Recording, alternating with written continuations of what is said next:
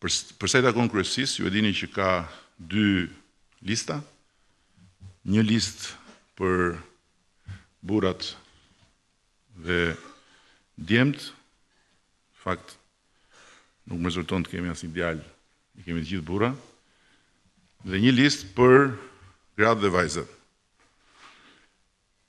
Atëherë, përsa i përket grave dhe vajzave, 12 kandidate për 7 vende. Renditja është strikt sipas alfabetit shqiptar, nga A-ja ke Z-ja, jo sipas preferencave. Arta Dade, Anila Sheu, Eglantina Gjermeni, Ermonela Felaj, Evis Kushi, Klotilda Ferhati, Lidida Nikola, Mimi Godheli, Ogerta Manastirliu, Olta Gjachka, Vasilika Hysi, Valentina Leskaj. Për burrat, 18 kandidat për 13 vende. Arben Ametaj, Armando Subashi, Besnik Bare, Blendi Klosi, Damian Gjiknuri, Ditmir Bushati, Eduard Shalci, Erion Braçe, Erion Veliaj, Fatmir Gjafaj, Namik Dokle, Niko Peleshi, Pandeli Majgo, Qazim Sejdini, Sajmir Tahiri, Tauland Balla, Vangjush Dako, Ulsi Manja. Këto janë listat për kryesin. Për sekretariatin ekzekutiv,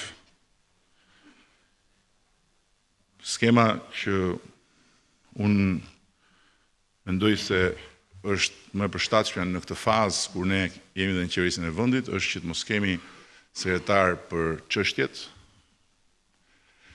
Kemi vetëm një koordinator kombëtar për programin, ndërkohë që të gjithë sekretarët të jenë strikt për aspektet organizative të partisë. Atëherë, sekretari për organizimin administrativ Bashkim Fino, sekretari për organizimin digital Alfred Peza, sekretari për organizimin e burimeve njerëzore dhe marrëdhëniet e koreksionit Musa Ulqini, sekretari e rinis Eliza Spiropali, sekretari për reformën strukturore dhe migracionin Kosha Godhima, sekretari për koordinimin elektoral Blerina Gjylameti dhe koordinatori kombëtar për programin Ilir Beqja. Ndërkohë që sekretari i përgjithshëm dihet emri, po unë po e them sepse duhet zyrtarisht Garmoz Ruçi.